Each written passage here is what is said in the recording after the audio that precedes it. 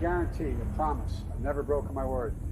Anyone making less than $400,000 will not see one single penny in their tax raise. President Biden breaking his promise not to raise taxes on the middle class. Senate Democrats look to fast-track a bill that multiple now nonpartisan experts say would raise taxes on nearly all Americans. Give you my word as a Biden, no one making less than $400,000 a year will see a penny in their taxes raised. The average tax rate for nearly every income bracket would increase. I will not impose any tax increase on people making less than $400,000. Taxes will rise by $16.7 billion in 2023 on Americans earning less than $200,000 a year. No one earning less than $400,000 a year will pay a single penny more in federal tax. Joe Biden has drawn the line at $400,000 a year. The committee does say it would raise taxes on people below that line. That probably won't be the last promise President Biden breaks, but we'll get to all of that later on.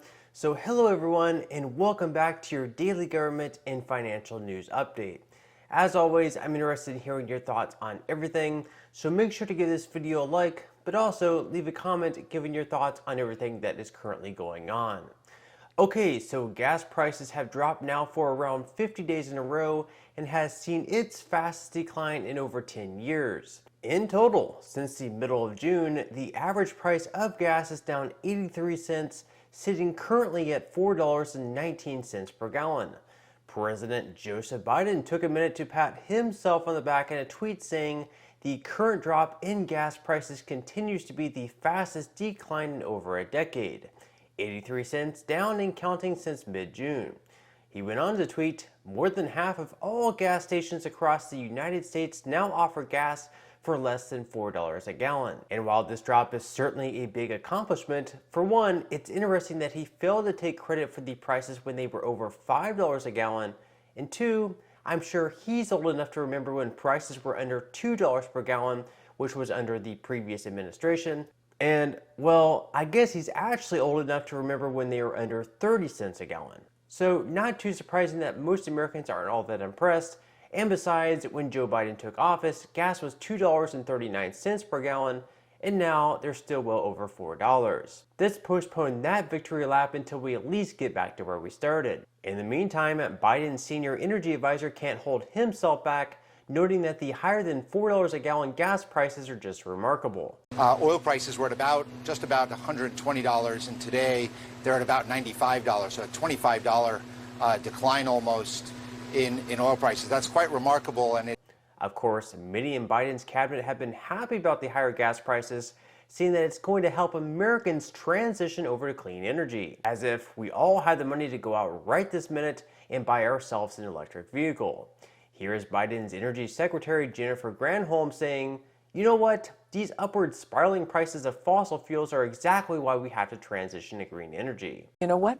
These upward spiraling prices of fossil fuels are exactly why we have to transition to a clean economy. Because, I mean, my counterpart in Ireland, Minister Ryan, often says, no country has ever been held hostage to access to the sun or access to the wind.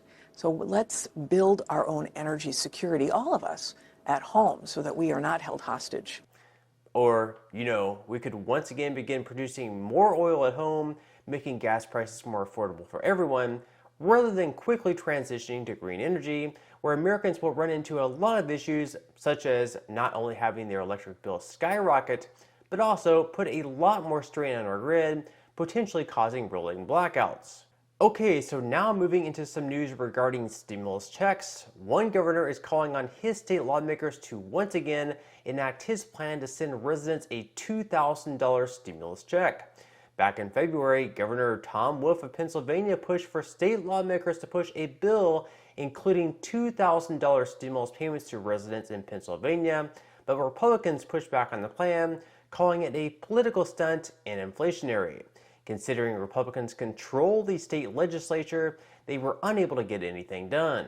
But now, in August, Governor Wolf is once again pushing for them to get it done. During a press conference, Wolf said that times are really tough for too many people right now. Prices are rising, inflation is a problem, paychecks are just not stretching as far as they once did. Therefore, he believes that the solution is that they should use the $5 billion in their rainy day fund, in addition to the $5 billion they have left over, to send out $2,000 stimulus checks. According to CBS News, Wolf estimates 250,000 Pennsylvania households would be eligible for $2,000 checks, costing about $500 million out of the $10 to $12 billion the state is currently sitting on. So could they make it work? Financially speaking, yes, but considering that Republicans in their legislature still believe it to be a political stunt and only cause more inflation, it's unlikely they get anything done. If anything, perhaps it will be a smaller amount and perhaps more targeted, sort of like these stimulus payments going out in Florida, where Governor DeSantis is sending out $450 checks to low-income families with children. Now, in some other news, as Democrats hope to get Kyrsten Sinema on board with their Inflation Reduction Act, which by the way doesn't actually really lower inflation, key Democratic senators such as Joe Manchin continue to get some heat for their support, with a few different studies showing that the bill won't actually reduce inflation, at least by a significant amount. Manchin and other Dems continue looking the other way.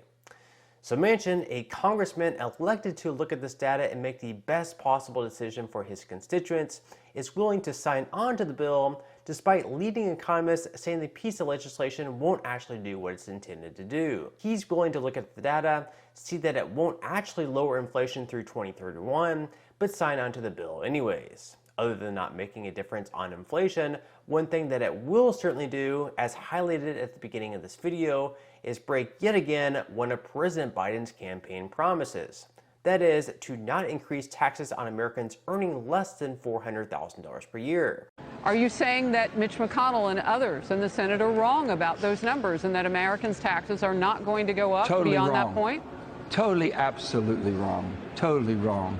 And here's the thing, they're looking at it through political lenses. Look at it through the American lens. I'm just asking questions. I'm just answering questions. Okay. I want to answer these questions because what you're asking and the facts you have are completely wrong. Well, you guys are in the same chamber, so it'll be interesting when you finally get to the, to stir in the stew here, what it's really going to be like. Other than the mass inflation tax every American has faced over the last year, we're now going to pay even more taxes through our income. All this while being in a recession.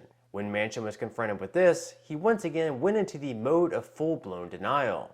So, I'm looking at the Penn-Wharton budget model, which you, Senator, have been known to watch. It examined the details of the Schumer-Manchin deal. And actually, it said something very different than you just said.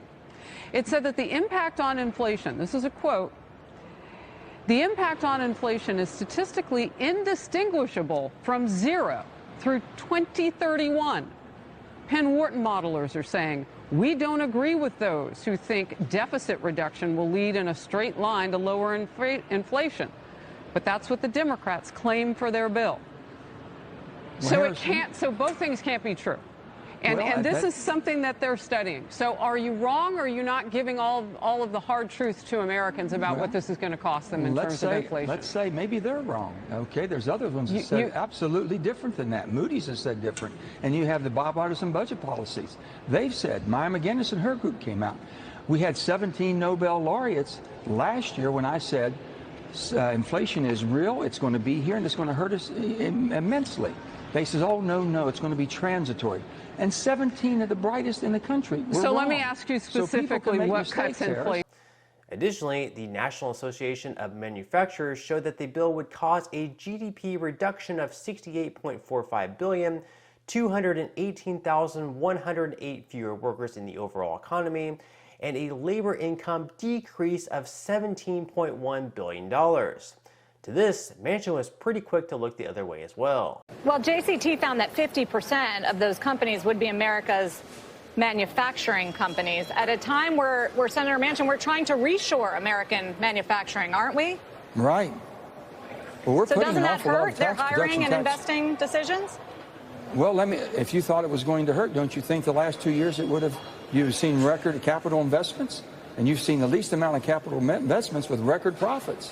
So the only thing we're saying is the thing they tell me most is reliability, making sure this government will let them do their job, permitting, regulations. And that's what we're going to basically accelerate and streamline to where people can, we can do things and build things much quicker than we ever have in the past. That's all part of this package. So it's going to be wonderful from that end of it. Well, the National Association of Manufacturers disagree. They say that the tax in 2023 alone will reduce GDP by $68.5 billion, cut labor income by $17.1 billion. That's problematic. I've heard also that the CDC, you've heard about that, the Joint Tax, I'm sorry, the JCT, the Joint Committee on Taxation. You heard that they said it was going to cause the people paying taxes that made $200,000, which is absolutely, totally a lie. So you really have to wonder what made Manchin decide to sign on to such a bill after months of saying he's against any additional spending. Now, next week, the inflation report for July will be released, so we'll definitely have to keep our eyes peeled for that. Okay, now moving into some money news, where stocks made some pretty big strides on Wednesday, offsetting their losses to start the week, with the S&P 500 gaining 1.56%, the Dow Jones in the green by 1.28%, and the Nasdaq making the biggest jump of them all, up 2.59%. Futures for today so far are slightly in the red though, with Dow futures down 0.07%, S&P 500 futures down 0.09%, and Nasdaq futures down 0.12%. Looking at the Fear and Greed Index, investors now once again have a neutral emotion in the market, which is much better than the extreme fear many investors had just 1 month ago. With that said, it definitely wouldn't be a bad time to start investing, or if you've already started investing, to continue dollar cost averaging in. So if you would like to receive 6 free stocks and $5 worth of Bitcoin, in the comment section below, I will leave a link where you can receive just that from my partner in Webull. And even if you don't feel like investing at this time for whatever reason, once you receive the free stocks, you can always sell them for what they're worth and transfer that money right back to your bank account.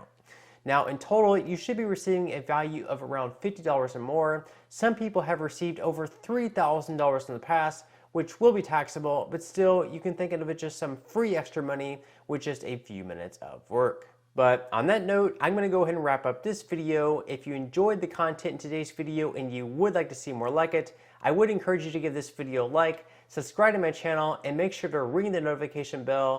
That way, you won't be missing any of my future videos. But until next time, I hope you have a wonderful day ahead, and I'll see you in the next video.